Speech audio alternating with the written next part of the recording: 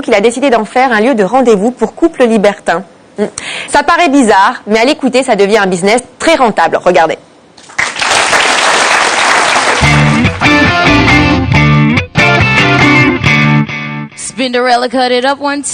Nous sommes au nord de Toulouse, à Fenouillet. C'est ici que vit Patrick, 40 ans, marié et père de famille.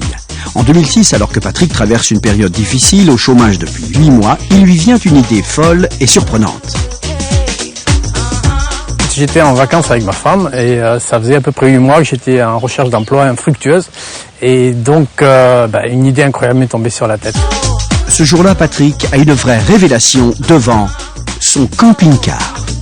Avec ma femme, en fait, on part souvent l'été en camping-car et l'été dernier, on était bien, on était tous les deux, puis on s'est dit, ça serait vraiment un cadre agréable et idéal pour que des couples coquins, échangistes se rencontrent. En fait, le camping-car, c'est un endroit vraiment intime et ça serait vraiment le lieu idéal pour des rencontres coquines.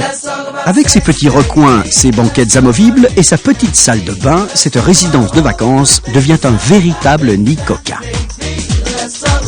Et pour faciliter la rencontre entre les couples échangistes, Patrick a même créé un site internet. Tous les couples libertins, échangistes et mélangistes, c'est-à-dire les couples qui désirent partager leurs ébats amoureux à plusieurs, peuvent désormais le faire en camping-car.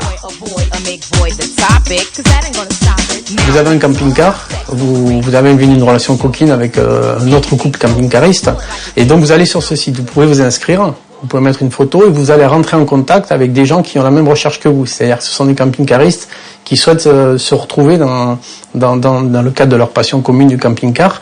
Et s'il y a un bon contact et un rapport convivial, de se retrouver pour avoir des relations coquines et libertines dans le cadre du camping-car, donc à l'intérieur du camping-car qui sert de lieu de rencontre en fait. Donc vous pouvez vous rencontrer n'importe où, à la mer, à la montagne, à mi-chemin entre deux villes, dans l'anonymat le plus complet, en sachant que une personne qui a un camping-car peut accueillir une personne ou un couple non camping-cariste. Donc c'est ouvert aussi aux personnes qui n'ont pas de camping-car.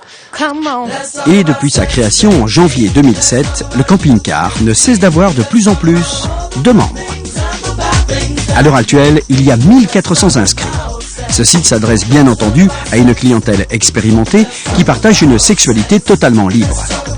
Parmi eux, 2 couples libertins de la région de Toulouse ont accepté de témoigner et de nous dire ce qu'ils pensaient de l'idée de Patrick.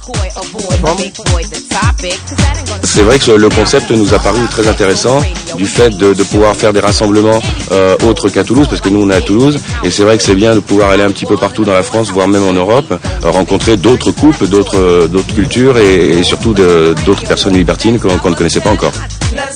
Pour ces couples, pratiquer l'échangisme dans un camping-car a beaucoup d'avantages. L'avantage d'un camping-car, c'est que lorsque tu sors d'une discothèque ou autre, même si tu as un peu fait la fête, pour des raisons de sécurité, tu peux dormir sur place, tu peux te faire un câlin à nouveau, en intimité, on va dire. Ça permet d'avoir une intimité, de se retrouver, de se rapprocher plus facilement que d'être chez la personne directement, parce que c'est plus cosy, c'est plus sympa.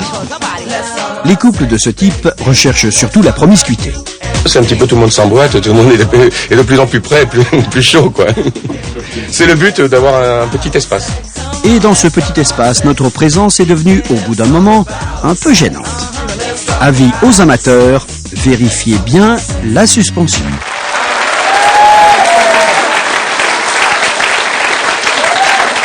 On s'amuse comme on peut, hein?